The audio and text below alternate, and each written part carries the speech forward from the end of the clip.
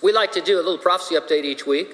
We reserve a few minutes Sunday morning to suggest news or trends that seem to be predicted by a literal and futurist reading of the Bible.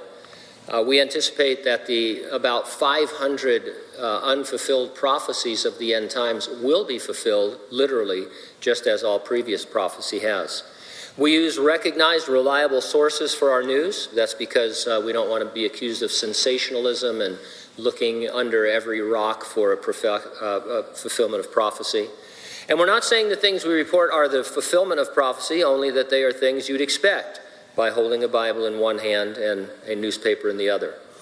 So we talk a lot about the fact that Bible futurists have long understood that in the last days and then going into the 7-year Great Tribulation, there's going to be a global system of personal identification by which everyone will conduct all of their business.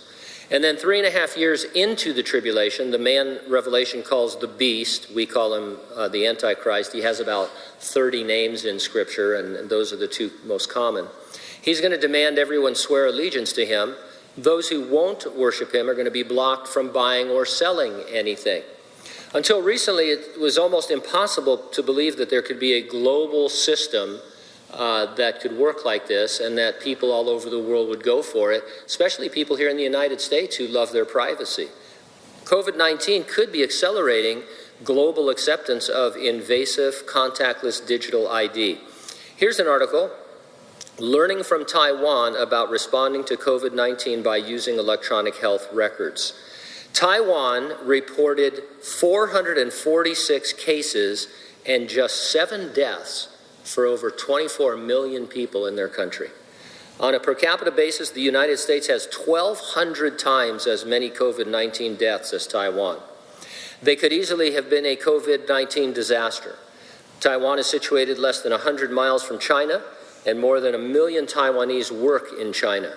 There's frequent travel between the two countries.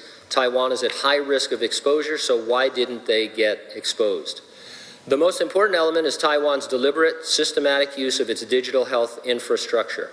The key to avoiding massive, economically ruinous lockdowns is effective testing, isolation, contact tracing to control viral spread. Taiwan's innovative electronic health record system made possible the country's swift, targeted response. Every person in Taiwan has a health card with a unique ID that all doctors and hospitals use to access online medical records. Providers use the card to document care episodes for reimbursement from the Ministry of Health.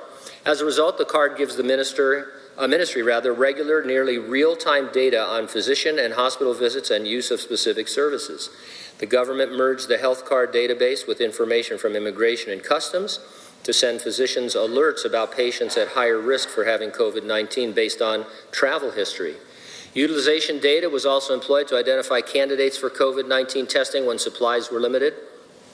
As researchers reported in the Journal of the American Medical Association, Taiwan enhanced COVID-19 case finding by proactively seeking out patients with severe respiratory symptoms based on info from the National Health Insurance database who had tested negative for influenza. They retested them for COVID.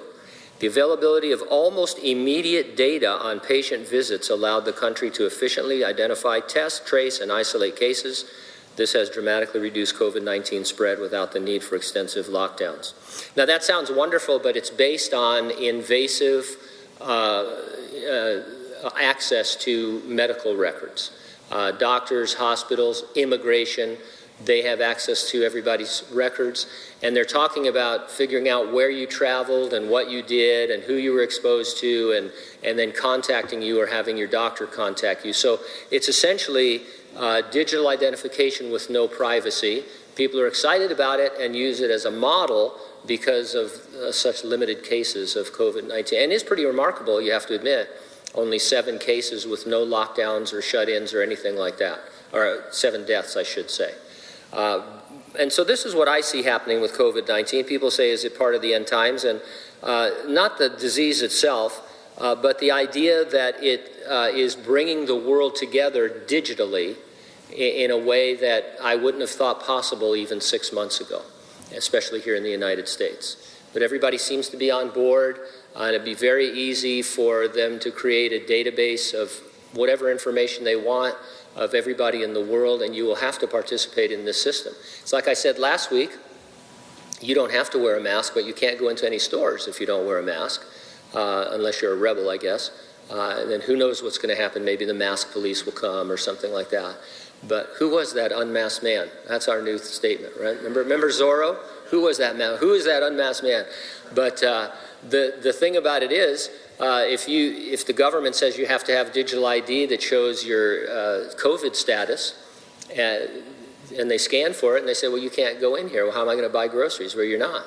How am I going to go to the bank? Well, you're not. And so it gets everybody on board. And I think most people are on board with that, because they would rather have that than the crisis that we have and the chaos that we have today. A digital ID is not the mark of the beast.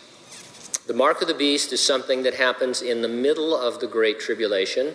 And for the first 3.5 years, there's lots of things that let a person know they're in the Great Tribulation. We are not, and we won't be. But when you get to the middle of it and the Antichrist is going to say, hey, I'm taking over this entire global system and I want you to worship me or swear allegiance to me, if nothing else, a powerful angel is going to be in the sky preaching the gospel and telling you not to take this mark. And so no one is going to take the mark of the beast inadvertently. You're not going to get a digital ID or even a chip implant and realize that you've been damned to hell. That's not how it works. It's a personal decision. And so I'm not really afraid of technology. I don't know how long we'll be here before the Lord comes. He could come at any moment. It seems like it's going to get weirder before it gets less weird, especially here in California. But Jesus will come in the clouds. He's going to raise the dead believers of the church age. Then he will rapture the living believers on the earth and catch us all up to heaven before the tribulation.